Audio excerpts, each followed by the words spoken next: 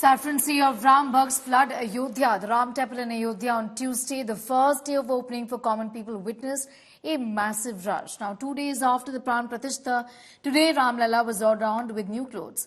This as devotees continue to throng the temple to catch a glimpse of Ram Lalla.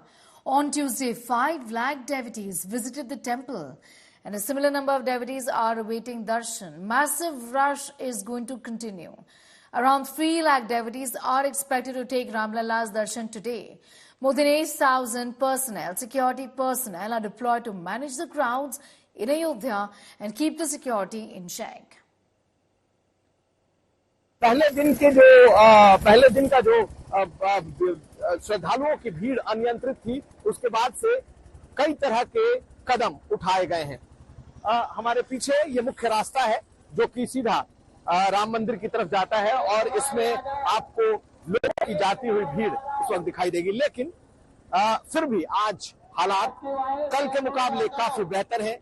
यहाँ मौजूद लोग बता रहे हैं कि कल भीड़ अनियंत्रित हो गई थी, लेकिन आप देखिए किस तरीके से बड़ी आसानी से लोग राम मंदिर में प्रवेश कर रहे हैं। कुल मिलाकर के आते जाते लोग आपको दिखाई देंगे, बड़े आराम से मंदिर में दर्शन हो रहे हैं। DG law and order Prashant Kumar, Sanjay Prasad जो कि होम सेक्रेटरी है, एसीएस होम है, वो मौजूद हैं। इसके अलावा ढेरों सुरक्षा कर्मी आज के दर्शन को सुगम बनाने के लिए लगातार प्रयासरत हैं। हालात कल से काफी बेहतर। अयोध्या में आज श्रद्धालुओं के लिए जिस तरीके से पुलिस अरेंजमेंट किए गए, हम आपको दिखाने की कोशिश कर रहे हैं। डिफरेंट टाइप के जो वेपन्स हैं उनको प्रयोग किया जा रहा है। आप देखिए कि जो आरएएफ की टीम है वो डिफरेंट टाइप के वेपन्स के साथ में हम मौजूद है, क्योंकि किसी प्रकार का अगर अराजकता फैलेगी तो उसको रोकने के लिए भी है। आप देखिए ये जो वेपन्स है ये अमूमन नहीं देखा जाता, लेकिन इसको भी रखा गया है। इस वेपन का क्या नाम है? इसका नाम है एनएसएल मल्टी सेल लॉन्चर। इसका क्या काम होता है? 6 प्रकार का सेल फायर होता है, टीयर सेल होता है इसमें। 15 घंटे हो गए। मैंने आपको बता दिया कि सुबह 7 बजे से लेके 11 बजे रात तक है।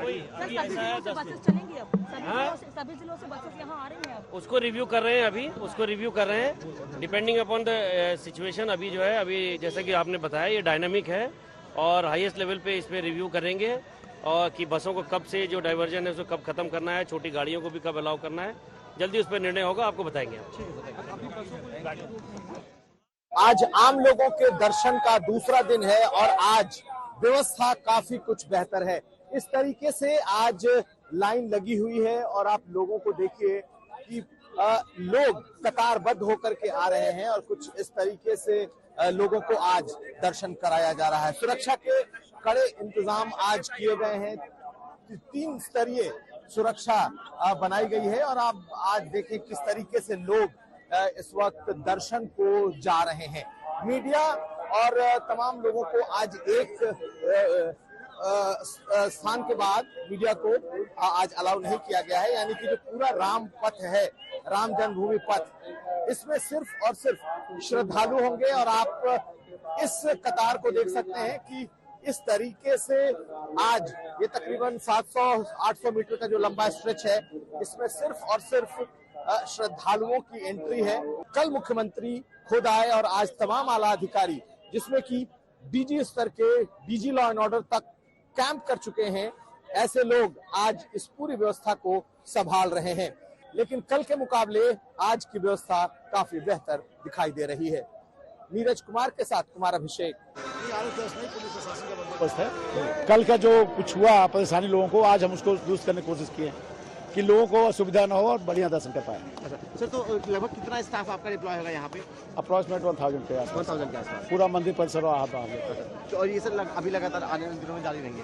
हाँ, रहेगा, अभी चलता रहेगा। And as Ram Temple opened, headlines in international media focused less on the festivities and historic celebrations across India and more on disturbances of 1992 mosque demolitions. Several of these reports done by these international media channels claim minorities live in continued fear. Here's a special report by India Today's Pooja Shale. This was a global moment, so there was the global media reportage. But most in international media, the usual suspects, documented not this beautiful moment of smiles and happiness among Indians, but misinformation and bias, mainly with words and headlines of fear, frenzy, controversial, raised mosque, communal tensions and Hindu supremacy in India. New York Times headlined its report. Modi inaugurates the giant temple, a triumph toward Hindu-first India of Hindu nationalists. In the subheader, it said, the temple inaugurated by the Prime Minister is on the disputed site of a centuries-old mosque destroyed in a Hindu mob attack that set a precedent of impunity in cases of violence against Muslims. Why this misinformation, disinformation campaign? Disputed site? And why did you miss the 2019 Supreme Court verdict? Did you miss the legal hearing and the constant fight for decades in the court? Because the temple was built as per court orders, after legal scrutiny for years. But the report starts not with the emotions and relief or the tears of the devotees when the doors of the temple opened, but how foot soldiers since the 1990s fanned across the country for the temple that now defines Hindu supremacy. The BBC headlined its report, Indian Prime Minister inaugurates the Hindu temple on raised Babri Mosque site. The report starts and focuses on Hindu mob, the mosque raised, and Prime Minister Modi's electoral gains ahead of 2024 elections. Sprinkled in between somewhere through the article are some celebrations in different parts of the country by Hindus. Then the BBC video report goes on to focus on Muslims in fear. Any celebration by Hindus are juxtaposed by the 1992 demolition in the next frame. There is nothing in the report on the young car sevaks that were killed and shot dead, thrown in the Saryu River by the Uttar Pradesh police on government orders in 1990. No mention of a generational struggle in years of fight and wait, or simply what Ayodhya Vasis may have to say at this moment for what this means to them as living in Ram Nagari, which finally gets the temple after hundreds of years again. Washington Post, the WAPO, headlines with the report. Controversial temple caps years-long campaign. The destruction of the mosque had triggered deadly riots in 1992. Raised mosque, raised mosque, raised mosque in the headlines. Not quoting as the focus of how generation after generation kept alive accounts in written and verbal that this was the site of the most important deity for most Hindus, most Indians, and on this site was built the Babri Mosque. Consider DW News' recent video. The title itself states why India's Ram Mandir temple inauguration is so controversial. The narrative throughout the report conveniently skips the extensive archaeological evidence recorded in pictures by journalists on the ground back then.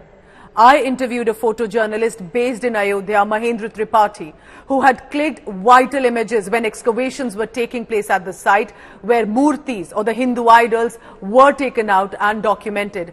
All of this was submitted in the court and taken cognizance of. Archaeologists have repeatedly mentioned this, but sadly all of this was conspicuous by absence in foreign media reporting. A moment many Indians said they will not forget the collective smiles that was seen and felt from north to south, of happiness, of peace, of not hatred, of not bigotry. This should have been the crux and focus of reporting. And yet, the international media largely documented such a positive, beautiful moment of India with such viciousness. Preparations for the Republic Day are going on in full swing. As Ram Lalla returned to Ayodhya after 500 years, Uttar Pradesh's tableau will mainly highlight Lord Ram. Here's a report by India Today's Anamika Gaur. कर्तव्य पथ पे जो झांकी इस बार विशेष है वो है उत्तर प्रदेश की झांकी, जिसमें विकास करता हुआ उत्तर प्रदेश इस बार हमें देखने को मिलेगा। उत्तर प्रदेश में जो नई मेट्रो चली है, नई जो विकास परियोजना आई है, चाहे वो फिर राम मंदिर की झलक क्यों ना हो, ये सब हमें इस बार उत्तर प्रदेश की झांकी में देखने मिलेगा। सर, कैसी है इस बार उत्तर प्रदेश की झांकी की तैयारी, क्या झलक हमें देखने को मिलती है? जैसा कि आप देख रहे हैं, ये विकसित भारत समृद्ध विरासत हमारी थीम है। उसमें हम लोगों ने ये दिखाया है कि उत्तर प्रदेश हमारा जहाँ एक और सांस्कृतिक रूप से विरासत के रूप में हमारा मतलब नंबर 1 है। दूसरी ओर डेवलपमेंट में भी हम उत्तर प्रदेश में सबसे आगे हैं। आप देख रहे हैं अयोध्या में राम लल्ला की प्राण प्रतिष्ठा हुई है। हम लोगों ने अग्रभाग में भगवान राम के बाल स्वरूप को प्रस्तुत किया है।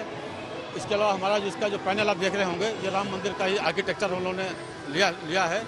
इसके अलावा जो हमारा जो मेन ट्रेलर पार्ट है जनवरी 2025 में महाकुंभ प्रयागराज में होना है।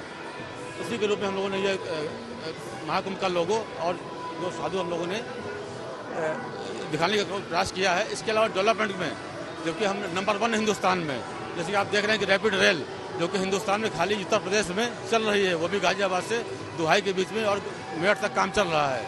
इसके अलावा हम आप देख रहे होंगे कि ये ब्रह्मोस मिसाइल जो कि भारतवर्ष में केवल इसका प्लांट लखनऊ में सरोजी नगर में बन रहा है, सिंबॉलिक रूप में हमने उसको प्रस्तुत किया है। इसके अलावा जो हम लोगों ने जो साइड पैनल है इसमें अयोध्या का दीपोत्सव है, हमारा जो जेवर का एयरपोर्ट है, इसके अलावा जो है नोएडा का मोबाइल हब है, इसके अलावा जो हमारा जो LED स्क्रीन है इसके माध्यम से हमारे सर्वाधिक 6 शहरों में मेट्रो चल रही है। 7 एक्सप्रेसवेज हमारे हिंदुस्तान में सबसे ज़्यादा उत्तर प्रदेश में है। इसके अलावा 5 इंटरनेशनल एयरपोर्ट वो भी केवल उत्तर प्रदेश में है। कुल मिलाकर के हमारा जो है समृद्ध विरासत और डेवलपमेंट दोनों को हमने एक साथ दिखाने का प्रयास किया है। देश की झांकी में साफ उत्तर प्रदेश में हो रहे विकास कार्यों की झलक हमें यहाँ पे देखने को मिल रही है। फिर वो चाहे राम मंदिर हो, चाहे वो रैपिड मेट्रो हो या फिर ब्रह्मोस मिसाइल जिसका परीक्षण किया गया, उसकी झलक इस बार कर्तव्य पथ में 26 जनवरी के दिन उत्तर प्रदेश की झांकी में देखने को मिलेगी।